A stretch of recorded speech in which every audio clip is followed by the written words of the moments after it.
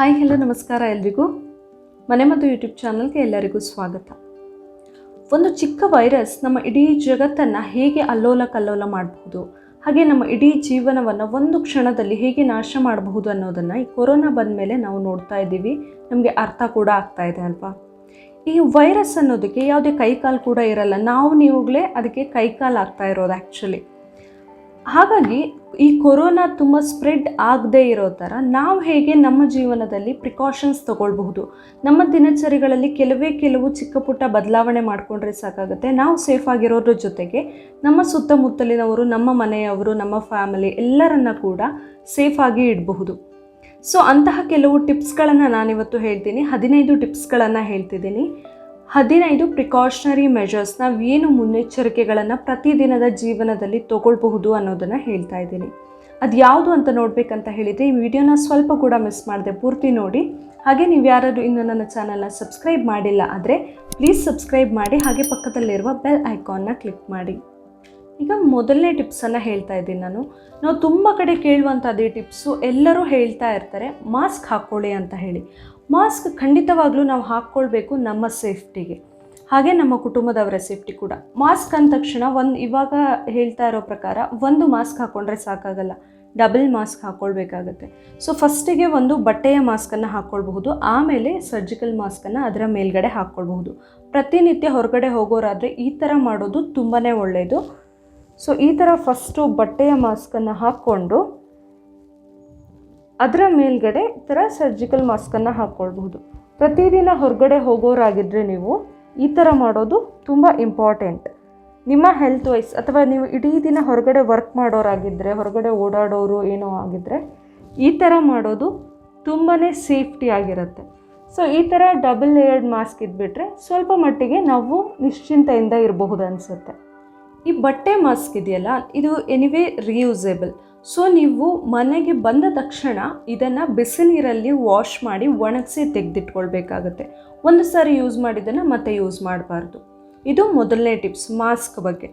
ಇನ್ನು ಎರಡನೇ ಪಾಯಿಂಟ್ ಹೇಳ್ತಾ ಇರೋದು ಏನಂತ ಹೇಳಿದರೆ, ನಮಗೆ ಹೊರಗಡೆ ಕೆಲಸ ಇರುತ್ತಲ್ವ. ಹೊರಗಡೆ ಕೆಲಸ ಮೀನ್ಸ್ ದಿನಸಿ ತರೋದಿರುತ್ತೆ, ಹಾಲು ತರೋದಿರುತ್ತೆ, ತರಕಾರಿ ತರೋದಿರುತ್ತೆ, ಹಣ್ಣು ತರೋದಿರುತ್ತೆ. ಸೊ ಈ ಥರ ಇರುವಾಗ ನಿಮ್ಮ ಮನೆಯಲ್ಲಿ ಇನ್ ಕೇಸ್ 3-4 ಜನ ಎಲ್ಲ ಇದ್ದರೆ ಯಾರಾದರೂ ಒಬ್ಬರು ಮಾತ್ರ ಹೋಗಿ ಪ್ರತಿದಿನ. ಇವತ್ತು ಒಬ್ಬರೇ ಹೋದರೆ ನಾಳೆನೂ ಕೂಡ ಅವರೇ ಹೋಗಿ, ಇನ್ನೊಬ್ಬರು ಬೇಡ. ಆದಷ್ಟು ಅವಾಯ್ಡ್ ಮಾಡಿ ಹೊರಗಡೆ ಹೋಗೋದನ್ನು. ಹಾಗೆ ದಿನಸಿ ಎಲ್ಲ ಆದಷ್ಟು ತಿಂಗಳಿಗೊಮ್ಮೆಯೋ ವಾರಕ್ಕೊಮ್ಮೆಯೋ ತಂದು ಸ್ಟಾಕ್ ಮಾಡಿ ಇಟ್ಕೊಂಬಿಡಿ. ಹಾಲು ಎನಿವೇ ನೀವು ದಿನ ಹೋಗಲೇಬೇಕಾಗುತ್ತೆ, ಆವಾಗ ಹೋಗಿ ತೊಗೊಂಬನ್ನಿ. ತರಕಾರಿ ಕೂಡ 3-4 ದಿನಕ್ಕೊಮ್ಮೆ ತಂದರೆ ಕೂಡ ಸಾಕಾಗುತ್ತೆ. ಸೊ ಇದನ್ನು ಫಾಲೋ ಮಾಡಿ. ಹಾಗೆ ಏನೇ ಕೆಲಸ ಇದ್ದರೂ ಒಂದೇ ಸಾರಿಗೆ ಮುಗಿಸ್ಕೊಂಡು ಬಂದುಬಿಡಿ. ಪದೇ ಹೊರಗೆ ಹೋಗೋದನ್ನು ಇಟ್ಕೊಳ್ಬೇಡಿ.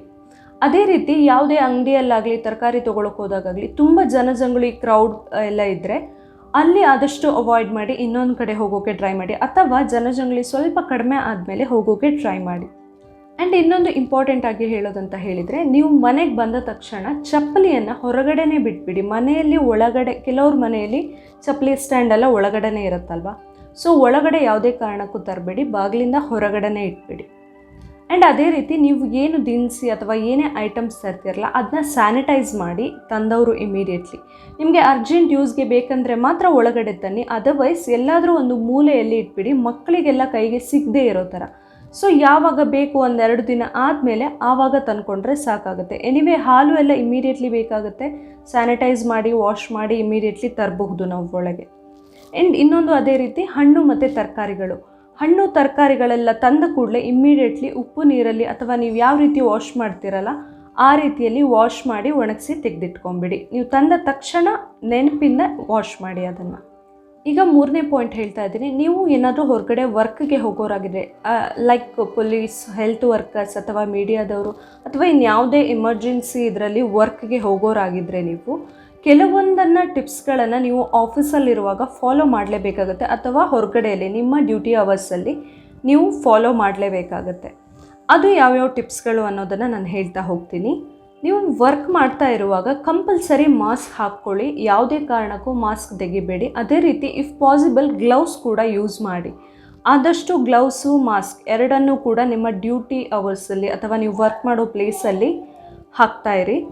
ಆ್ಯಂಡ್ ಅದೇ ರೀತಿ ಯಾರನ್ನೇ ಆಗಲಿ ಶೇಕ್ ಹ್ಯಾಂಡ್ ಮಾಡೋದನ್ನು ಆದಷ್ಟು ಸ್ಟಾಪ್ ಮಾಡಿಬಿಡಿ. ಅವಾಯ್ಡ್ ಅಲ್ಲ, ಕಂಪ್ಲೀಟ್ಲಿ ಸ್ಟಾಪ್ ಮಾಡಿ. ಅದೇ ರೀತಿ ಯಾರೇ ಆಗಲಿ ಮಾತಾಡೋದಿದ್ದರೆ ಸ್ವಲ್ಪ ಡಿಸ್ಟೆನ್ಸ್ ಮೇಂಟೈನ್ ಮಾಡಿ ಮಾತಾಡಿ. ನಿಮಗೆ ನೆಸೆಸಿಟಿ ಇದೆ ಅಂತ ಆದರೆ ಮಾತ್ರ ಅವರ ಹತ್ತಿರದಿಂದ ಮಾತಾಡಿ, ಇಲ್ಲ ಆದರೆ ದೂರ ನಿಂತ್ಕೊಂಡೇ ಮಾತಾಡಿ.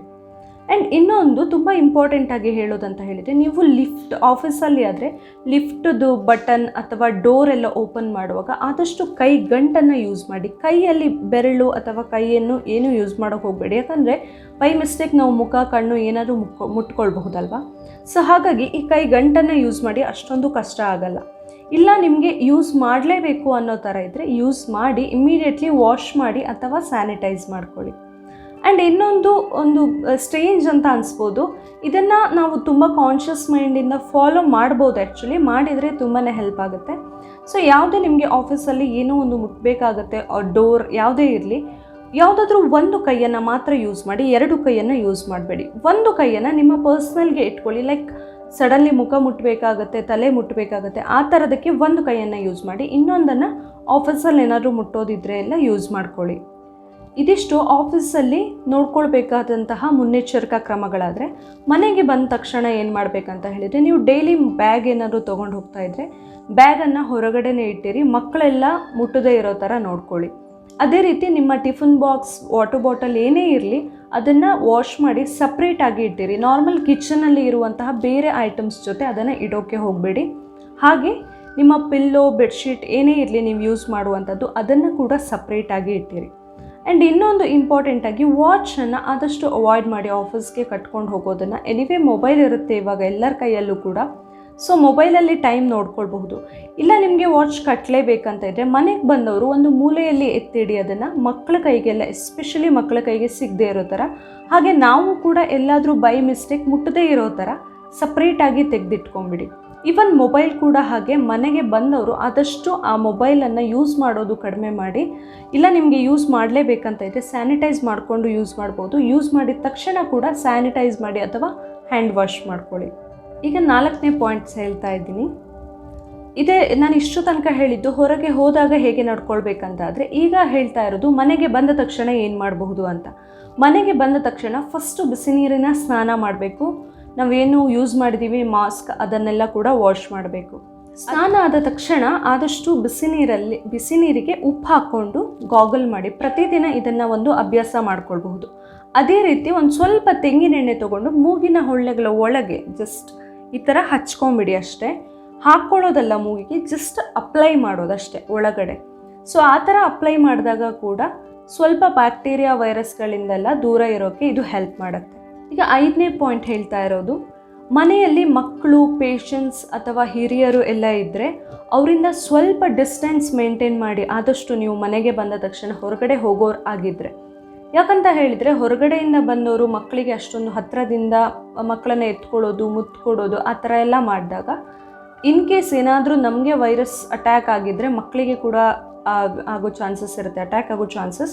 ಸೊ ಆದಷ್ಟು ಅವಾಯ್ಡ್ ಮಾಡಿ, ಹಾಗೆ ಡಿಸ್ಟೆನ್ಸ್ ಮೇಂಟೈನ್ ಮಾಡಿ ಮನೆಯಲ್ಲಿ ಕೂಡ. ಇನ್ನು 6ನೇ ಟಿಪ್ಸ್ ಹೇಳ್ತಾ ಇರೋದು, ಮನೆಯಲ್ಲಿ ಪ್ರತಿದಿನ ಯಾವುದಾದ್ರೂ ಒಂದು ರೀತಿಯ ಕಷಾಯವನ್ನು ಮಾಡಿ ಕುಡಿಯುವ ಅಭ್ಯಾಸ ಮಾಡ್ಕೊಳ್ಳಿ. 1 ಟೈಮ್ ಆದರೂ ಅಟ್ಲೀಸ್ಟ್. ನನ್ನ ಚಾನಲಲ್ಲೇ ನಾನು ಸುಮಾರು 4-5 ವಿಡಿಯೋಗಳನ್ನು ಹಾಕಿದ್ದೆ ರೋಗನಿರೋಧಕ ಶಕ್ತಿ ಜಾಸ್ತಿ ಮಾಡ್ಕೊಳ್ಳಿಕ್ಕೆ ಕಷಾಯಗಳನ್ನು. ಸೊ ನಿಮಗೆ ಯಾವುದು ಕಷಾಯ ಮಾಡೋದು ಗೊತ್ತಿದೆ ಆ ಕಷಾಯನ ಕೂಡ ಯೂಸ್ ಮಾಡಬಹುದು. ಪ್ರತಿದಿನ ಅಟ್ಲೀಸ್ಟ್ 1. ನಿಮಗೆ ಯಾವುದು ಕಷಾಯ ಮಾಡೋಕ್ಕೆ ಆಗಲಿಲ್ಲ ಅಂತಾದರೆ ಅಟ್ಲೀಸ್ಟ್ ನೀವು ಪ್ರತಿದಿನ ಮಲಗುವ ಮುಂಚೆ 1 ಲೋಟ ಬಿಸಿ ಹಾಲಿಗೆ ಚಿಟಿಕೆ ಅರಿಶಿಣನ ಹಾಕಿ ಅದನ್ನು ಕುಡಿಯೋ ಅಭ್ಯಾಸ ಕೂಡ ಮಾಡ್ಕೊಳ್ಬಹುದು. ಅರಿಶಿಣ ತುಂಬಾ ಒಳ್ಳೆಯದು, ಆ್ಯಂಟಿ ಬ್ಯಾಕ್ಟೀರಿಯಲ್ ಗುಣ ಇರೋದ್ರಿಂದ. ಇನ್ನು 7ನೇ ಟಿಪ್ಸ್ ಹೇಳ್ತಾ ಇರೋದು, ಇದು ಹೊರಗಡೆ ಹೋಗಿ ಬಂದವರಿಗೆ ಅಂತ ಹೇಳಿ ಅಲ್ಲ, ಮನೆಯಲ್ಲಿ ಪ್ರತಿಯೊಬ್ಬರೂ ಕೂಡ ಪಾಲಿಸ್ಬೋದಾದಂಥದ್ದು. ಪ್ರತಿದಿನ ಮಿನಿಮಮ್ 3 ಟೈಮ್ಸ್ ಸ್ಟೀಮ್ ತೊಗೊಳ್ಳೋದನ್ನು ಅಭ್ಯಾಸ ಮಾಡ್ಕೊಳ್ಳಿ. ಹಬೆ ತೊಗೊಳ್ಳೋದನ್ನು ನೀವು ಬಿಸಿ ನೀರಿಗೆ ಸ್ವಲ್ಪ ನೀಲಗಿರಿ ಆಯಿಲ್ ಅಥವಾ ಅರಿಶಿಣ ಅಥವಾ ನೀವು ಯಾವುದೇ ವಿಕ್ಸ್ ವ್ಯಾಪರೋಬ್ ಇರ್ಬೋದು, ಜಂಡು ಬಾಮ್, ಅಮೃತಾಂಶನ್ ಯಾವುದೇ ನೀವು ಯೂಸ್ ಮಾಡ್ಬೋದು, ಅದನ್ನು ಹಾಕ್ಕೊಂಡು ಡೈಲಿ ಒಂದು 3 ಟೈಮ್ಸ್ ಸ್ಟೀಮ್ ತೊಗೊಳ್ಳೋದನ್ನು ಅಭ್ಯಾಸ ಮಾಡ್ಕೊಳ್ಳಿ. ಈಗ 8ನೇ ಟಿಪ್ಸ್ ಹೇಳ್ತಾ ಇದ್ದೀನಿ. ಯಾವುದೇ ಕಾರಣಕ್ಕೂ ಫ್ರಿಜ್ಜಲ್ಲಿ ಇರುವಂತಹ ಐಟಮ್ಸ್ಗಳನ್ನು ತಿನ್ನೋಕ್ಕೆ ಹೋಗಬೇಡಿ. ಐಸ್ ಕ್ರೀಮ್ ಆಗಿರಬಹುದು, ಕೂಲ್ ಡ್ರಿಂಕ್ಸ್ ಆಗಿರಬಹುದು, ಮಾಡಿ ಎಲ್ಲವನ್ನು ಕೂಡ ಅವಾಯ್ಡ್ ಮಾಡಿ. ಈ ಟೈಮಲ್ಲಿ ಆದಷ್ಟು ಬಿಸಿ ಬಿಸಿ ಆಗಿರೋ ಪದಾರ್ಥನೇ ತಿನ್ನಿ. ಯಾವುದೇ ಅಡುಗೆ ಇರಬಹುದು, ಹಾಗೆ ಸೂಪ್ಗಳನ್ನೆಲ್ಲ ಜಾಸ್ತಿ ಕುಡೀರಿ ಬಿಸಿ ಬಿಸಿ ಇರುವಾಗಲೇ. ಇದು ತುಂಬಾ ಒಳ್ಳೆಯದು ದೇಹಕ್ಕೆ. ಆ್ಯಂಡ್ ನೆಕ್ಸ್ಟ್ ಪಾಯಿಂಟ್ ಅಂತ ಹೇಳಿದರೆ, ಎಣ್ಣೆಯಲ್ಲಿ ಕರಿದ ಪದಾರ್ಥಗಳನ್ನು ಸ್ವಲ್ಪ ದಿನದ ಮಟ್ಟಿಗೆ ಅವಾಯ್ಡ್ ಮಾಡಿ ಆದಷ್ಟು ಕಂಟ್ರೋಲ್ ಮಾಡಿಕೊಂಡ್ರೆ ಇನ್ ಕೇಸ್ ಅದರಿಂದ ಗಂಟ್ಲಲ್ಲಿ ಕಿರಿಕಿರಿ ಎಲ್ಲ ಆಗಿ ಏನಾದರೂ ಆಗೋದಿದ್ರೆ, ಇನ್ಫೆಕ್ಷನ್ ಎಲ್ಲ ಆಗೋದಿದ್ರೆ ಅದನ್ನೆಲ್ಲ ಕಡಿಮೆ ಮಾಡೋದಕ್ಕೆ ಹೆಲ್ಪ್ ಆಗುತ್ತೆ ಇದು. ಸೊ ಕರಿದ ಪದಾರ್ಥನ ಕೂಡ ಅವಾಯ್ಡ್ ಮಾಡಿ. ನೆಕ್ಸ್ಟ್ ಪಾಯಿಂಟ್ ಹೇಳ್ತಾ ಇರೋದು, ಪ್ರತಿದಿನ ಜಾಸ್ತಿ ನೀರು ಕುಡೀರಿ. ಅಟ್ಲೀಸ್ಟ್ ಮಿನಿಮಮ್ ಅಂದರೂ ಕೂಡ 3 ಲೀಟರ್ ಆಗುವಷ್ಟು ನೀರನ್ನು ಕುಡಿಬೇಕು. ಬಿಸಿ ಬಿಸಿ ನೀರನ್ನು ಕುಡಿಯೋ ಅಭ್ಯಾಸ ಮಾಡ್ಕೊಳ್ಳಿ. ಒಂದೇ ಸಾರಿ ನೀರು ಕುಡಿದು ಬಿಡೋದಲ್ಲ, ಪದೇ ಪದೇ ನೀರು ಕುಡಿತಾ ಇರಲಿ. ಗಂಟ್ಲು ಆದಷ್ಟು ಒಣಗೋಕೆ ಬಿಡಬೇಡಿ. ನೀರು ಆವಾಗ ಕುಡಿತಾ ಇರಿ, ಬಿಸಿ ನೀರು ಅಥವಾ ಬೆಚ್ಚಗಿನ ನೀರನ್ನು. 11ನೇ ಪಾಯಿಂಟನ್ನು ಹೇಳ್ತಾ ಇದ್ದೀನಿ, ಆದಷ್ಟು ಸೊಪ್ಪು, ಹಣ್ಣು, ತರಕಾರಿ ಇವೆಲ್ಲವನ್ನ ಜಾಸ್ತಿ ತಿನ್ನಿ. ಪೋಷಕಾಂಶಗಳು ಜಾಸ್ತಿ ಇರುವಂತಹ ಐಟಮ್ಸ್ಗಳು, ಎಸ್ಪೆಷಲಿ ವಿಟಮಿನ್ ಸಿ ಜಾಸ್ತಿ ಇರುವಂತಹ ಪದಾರ್ಥಗಳನ್ನು ತಿನ್ನಿ. ಹಸಿರು ಸೊಪ್ಪುಗಳು ಎಲ್ಲ ಜಾಸ್ತಿ ತಿನ್ನಿ.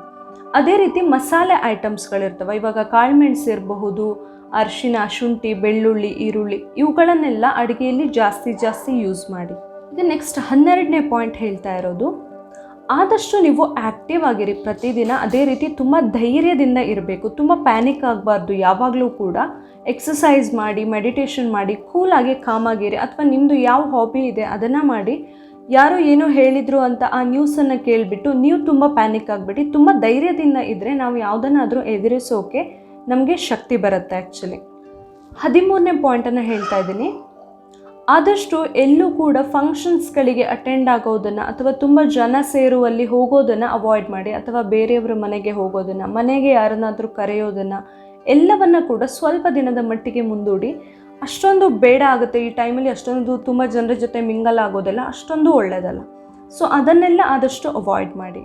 ಇನ್ನು ನೆಕ್ಸ್ಟ್ ಪಾಯಿಂಟ್ ಅಂತ ಹೇಳಿದರೆ, ನೀವು ಇರುವಂತಹ ಪ್ಲೇಸ್, ಮನೆ ಇರಬಹುದು, ನೀವು ಮಲಗುವಂತಹ ರೂಮ್, ಬೆಡ್ಶೀಟ್ ಎಲ್ಲವೂ ಕೂಡ ತುಂಬ ಕ್ಲೀನಾಗಿರೋ ಥರ ನೋಡ್ಕೊಳ್ಳಿ.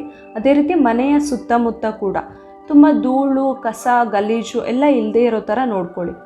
ಅವೆಲ್ಲ ಇದ್ದಾಗ ಕೂಡ ನಮಗೆ ಏನಾದರೂ ಅಲರ್ಜಿ ಆಗಿ ಏನಾದರೂ ಪ್ರಾಬ್ಲಮ್ ಆಗೋ ಚಾನ್ಸಸ್ ಕೂಡ ಇರುತ್ತೆ ಹೆಲ್ತಲ್ಲಿ. ಸೊ ಆದ್ದರಿಂದ ಆದಷ್ಟು ಹೈಜೀನ್ ಆಗಿರಿ ನೀವು ಪ್ರತಿದಿನ ಇರುವಾಗ ಕೂಡ. ಇನ್ನು ಲಾಸ್ಟ್ ಪಾಯಿಂಟ್ ಹೇಳ್ತಾ ಇರೋದು ತುಂಬ ಇಂಪಾರ್ಟೆಂಟ್ ಇದು.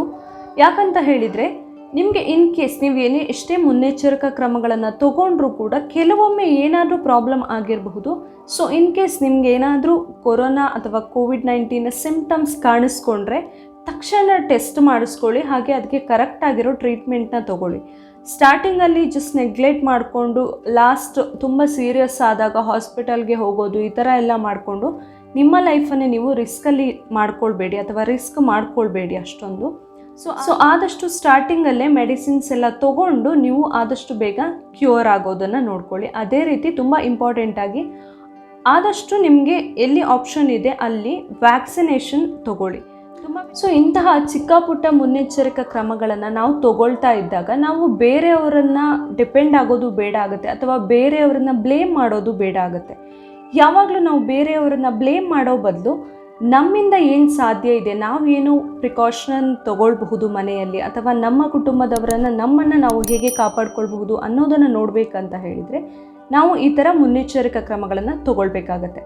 ಸೊ ಆದಷ್ಟು ಇಂತಹ ಮುನ್ನೆಚ್ಚರಿಕಾ ಕ್ರಮಗಳನ್ನೆಲ್ಲ ತಗೊಂಡು ನಾವು ಕೂಡ ಸೇಫಾಗಿ ನಮ್ಮ ಮನೆಯವರನ್ನು, ಸುತ್ತಮುತ್ತಲಿನ ಎಲ್ಲರನ್ನು ಕೂಡ ಸೇಫಾಗಿಡೋಣ. Thank you.